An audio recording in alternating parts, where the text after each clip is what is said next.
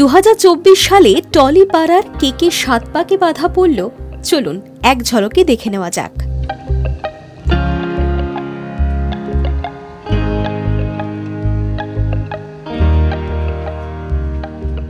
কাঞ্চন মল্লিক ও শ্রীময়ী চট্টরাজ প্রেম দিবস অর্থাৎ Valentine's day দিনকে কাগজে কলমে বিয়ে সেরেছিলেন টলি অভিনেত্রী শ্রীময়ী চট্টরাজ এবং অভিনেতা তথা তৃণমূল বিধায়ক কাঞ্চন মল্লিক। কথা ছিল চলতি বছরেই বিয়ে সারবেন তারা। সেই মতো 2024 সালের মার্চ মাসে সামাজিকভাবে বিয়ে করেছেন।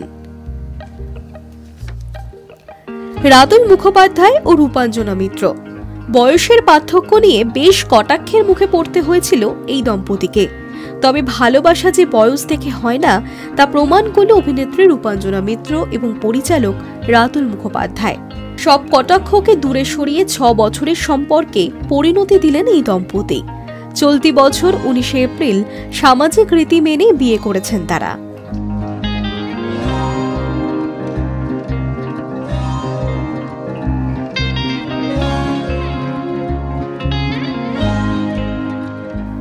আদ্রিত রায় এবং কৌশাম্বী চক্রবর্তী। তিনি টলিপাড়ার হার্টথ্রোব অভিনেতা। বিয়ের জল্পনা সামনে আসতেই ভেঙেছিল বহু রমণীর মন আরো ভাঙল যখন জানা গেল দিদিকে বিয়ে করছেন আদ্রিত। আরে দাঁড়ান, কি ভাবছেন? এও কি সম্ভব?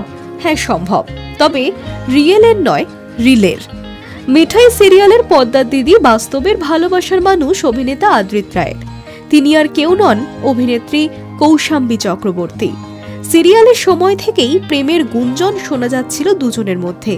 সেই গুঞ্জনে শিলমোহর দিয়ে 9ই মে তারা 4 হাত এক করে নেন।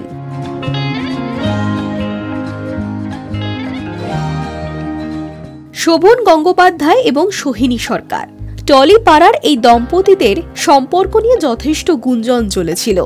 সেই সমস্ত গুঞ্জনকে সত্যি করে 15ই জুলাই বিয়ে সেরেছেন গায়ক শোভন গঙ্গোপাধ্যায় এবং অভিনেত্রী সোহিনী সরকার। বিয়ের আগে তারা একসঙ্গে ঘুরতেও গিয়েছিলেন। তখনই টলিপাড়ায় গুঞ্জন শোনা গিয়েছিল, তাহলে কি সত্যিই তারা সম্পর্কে রয়েছেন? সেই সমস্ত প্রেমের রটনাকে শিলমোহর দিয়ে 15ই জুলাই বিয়ে সারেন তারা।